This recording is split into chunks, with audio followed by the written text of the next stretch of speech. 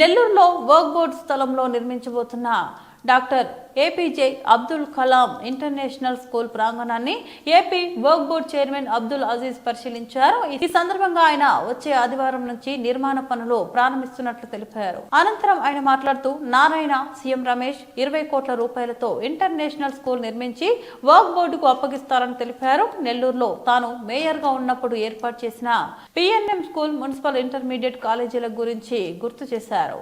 ఇది work board ఆస్తి అని ఎవరికి ఇవ్వటం లేదని, స్కూల్ నిర్మాణం పూర్తయ్యాక నిర్వహణ వర్క్ బోర్డే చూస్తుందని తెలిపారు.